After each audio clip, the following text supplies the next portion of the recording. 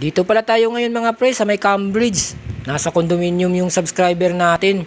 Kaya bago tayo gumawa, kuha muna tayo ng working permit para papayagan tayo dun pumasok sa loob. Tsaka sasamahan na rin tayo ng security guard para mag-assist sa atin. Sige mga pre, pasok na tayo.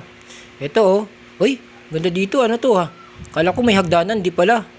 Ito pala yung tinatawag nilang calculator. Kaya pala daming number oh. Letter G, 1 hanggang 10. Kaya pinindot ko na yung 7 kasi sabi nandun na yung subscriber nag-aabang sa amin.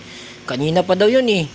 Di na nga mapakali daw yun sa kakaantay sa amin. Ito na oh, papasok na. Uy, ito na oh. Si Mingming pala yung subscriber namin. Nagre-reklamo agad oh. Kawawa naman. Ilang araw na daw wala siya napanuuran sa TV nila. Cable kasi gamit nila Mingming eh.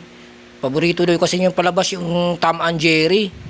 Kaya pala, idol niya pala yung si Tom eh. Ito mga pre, gagawin muna namin para masolve na yung problema ni Mingming. Paiyak-iyak pa talaga sa amin no. Ito na, ginawa agad namin no.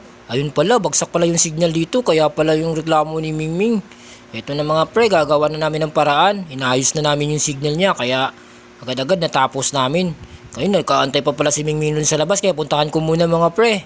Kinausap ko agad si Mingming. Sabi ko, Ming, okay na yung signal mo dun. Pwede ka na manood ng Tom and Jerry. Matutuwa ka na yan. Kaya mga pre, solve na naman yung problema namin sa araw na to.